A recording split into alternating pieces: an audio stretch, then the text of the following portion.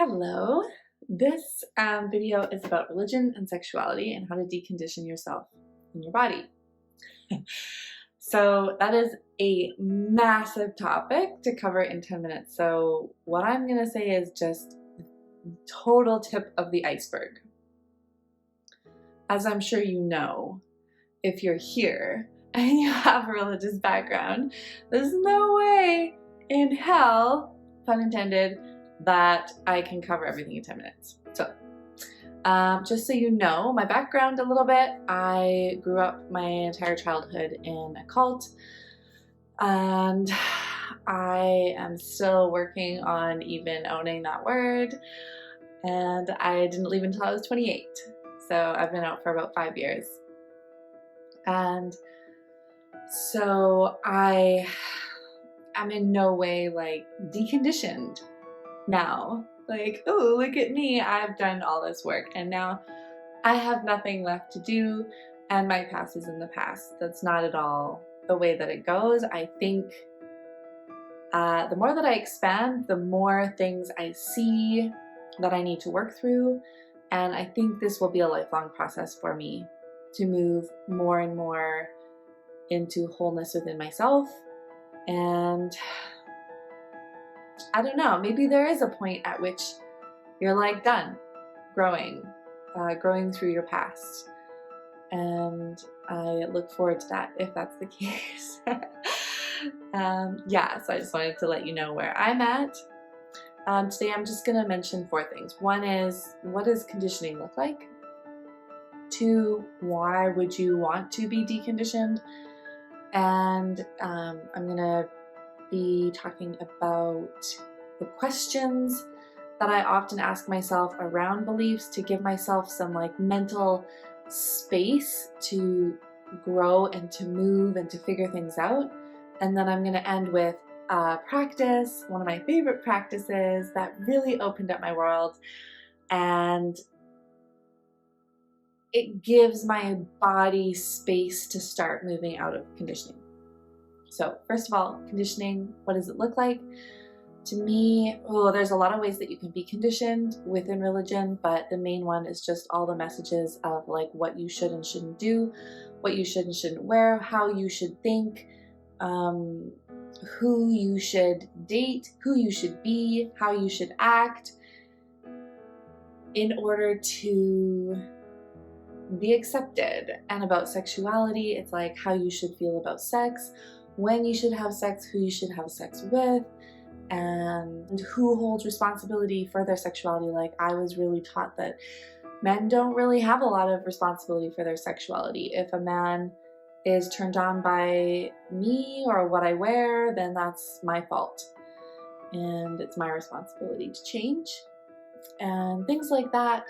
And what's really tricky about conditioning is that it starts with outward messages, either directly or indirectly, and then it starts becoming me policing myself, and my own internal shame and guilt keep me in line, and they keep me within this box that I'm expected to be in.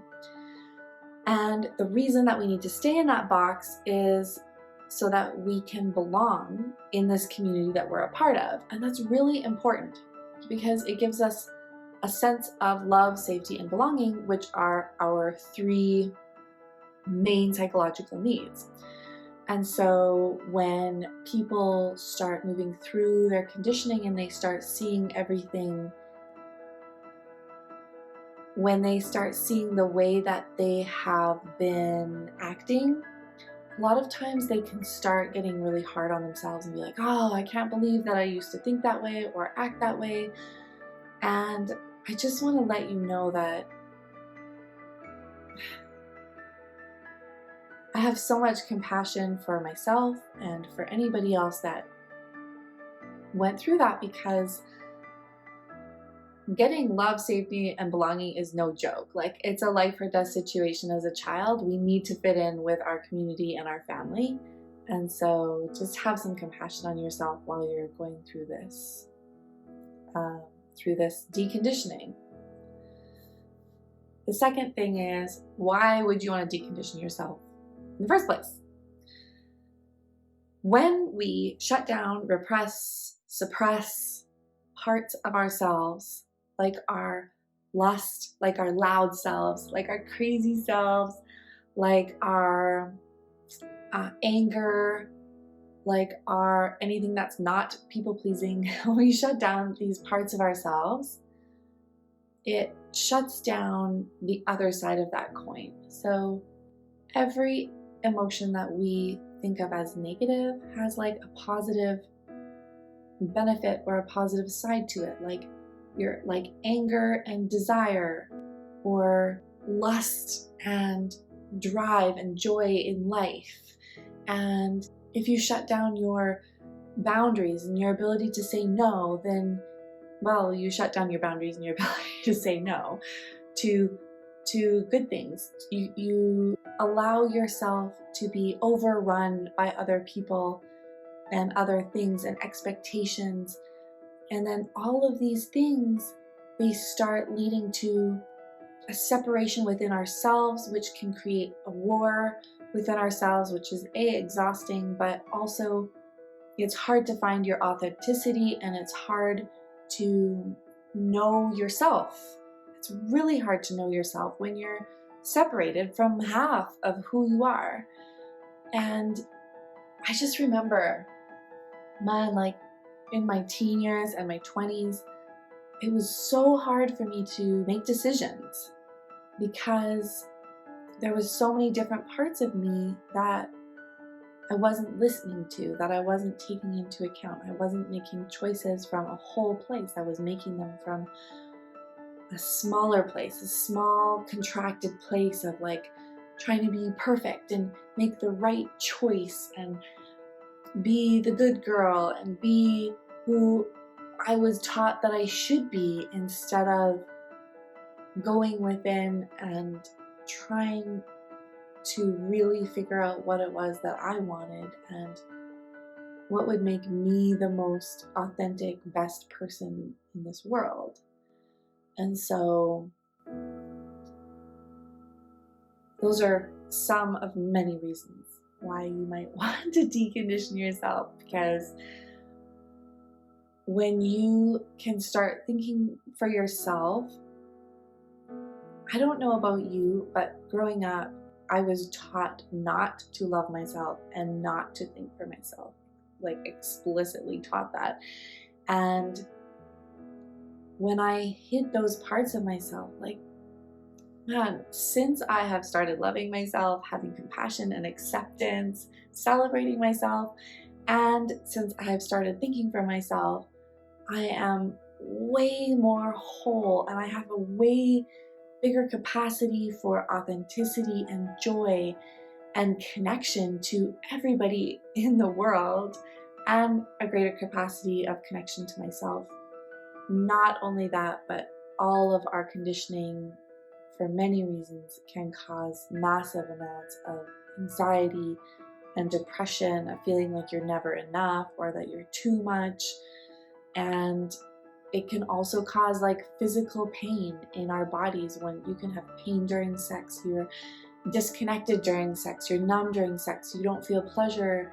All these things can be affected just from what we were taught growing up. Okay, so the third thing is questions. So I use these questions to really question any belief that I was taught growing up, or any belief that I have, really.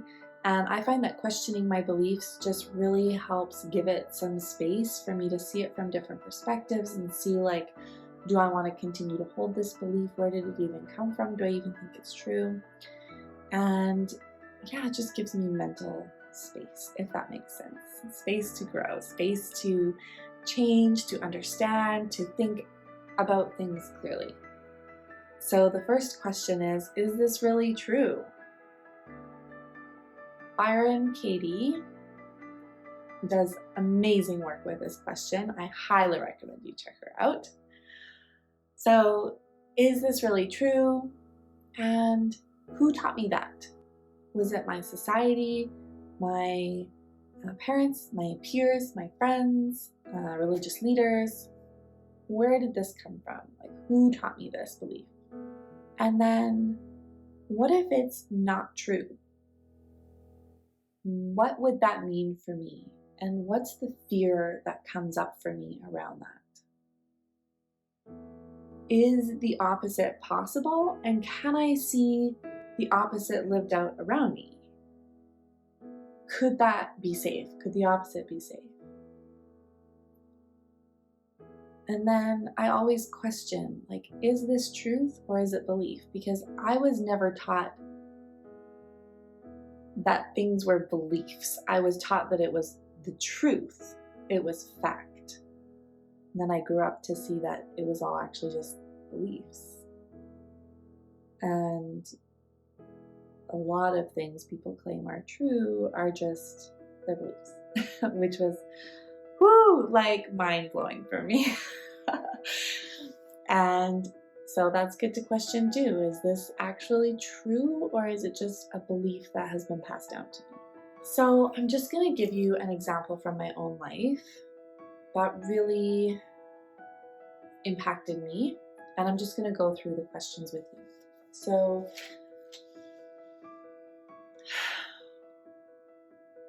one of the big ones for me was dress. Like growing up, we weren't even allowed to have our shoulders uncovered, our skirts, we could only ever wear skirts that had to be below our knees, and anyways, countless things. There was a lot of focus on what we wore and the effect that what we wore would have on other people, men, really, especially because it was kind of a straight cult. Like that was, same-sex relationships were not okay in the cult. So what I wear affects the people around me, and if a guy is turned on by me, then that's my fault. Like it's my responsibility. I should change the way that I dress. Is that really true? This was really hard for me. And now I can see that it's not, but at the time I would have said, well, I don't know. I think maybe it is true, but it's something that I've been taught. Okay, who taught me that? Definitely my parents and the culture that I was raised in. Great. What if that's not true? What would that mean for me? What that would mean for me is that everything that I had previously believed is now called into question. Everything my parents have taught me, everything my religious culture taught me are now to be questioned and may also not be true. Which is a really big thing. Like, it's no wonder to me why people don't question things. It's terrifying to question your beliefs that you build your whole life on.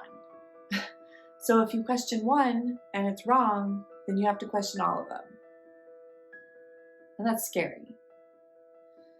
So that's what it would mean. It would also mean that I would have to start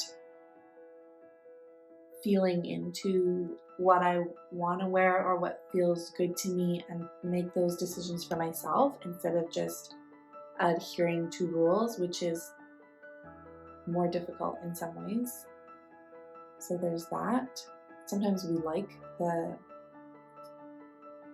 rigidity of rules, like it helps us feel safe, but it's a false sense of safety because it's somebody else's rules, if that makes sense. The safest place to be is connected to yourself, within yourself, and to make choices from that place. Yeah, anyways, I digress. What is the fear that comes with that? The fear is that I've been wrong my whole life. And there's also fear like, what if they're right and I'm wrong in questioning that? And then I wear something and it is my fault. And yeah, there's that fear too. Is the opposite possible? And can I see that being lived out around me? So could it be possible that a man's sexuality is his responsibility and that what I wear does impact people, but my responsibility is to wear what is authentic to me, and other people can own their responses to that. Yeah, that's possible. And can I see that lived out around me?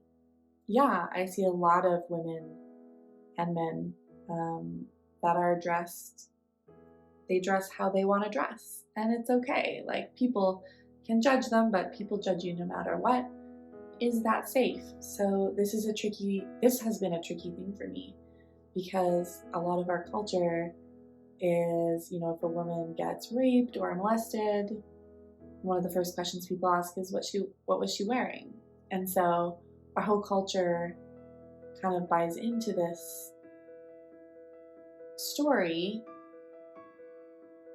that that a man's sexuality is a woman's responsibility, and that men can't control themselves. And so this one it remains tricky for me. But I see lots of women walking down the street wearing stuff that I never would have worn in 1,000 years when I was younger, and they're fine. Like, people aren't accosting them on the street. Like, they're walking down the street very safely, and in fact, it's very normal. Like, girls wearing shorts and a tank top, super normal. Growing up, that would have been scandalous beyond belief. As I've shifted the way I dress, it's a constant reminding myself, oh, I'm wearing this and I'm safe. Nothing's happening to me right now. In fact, people aren't even effing noticing, because wearing shorts is really normal, actually, in the normal world. And so people don't even look twice at me. It's just normal. So yeah, that could be safe. Great. Okay, so those are the questions that I asked myself to create mental space around beliefs. The fourth and last thing is the practice. I would invite you to, in order to connect to your sexuality and start to decondition it, to go and masturbate.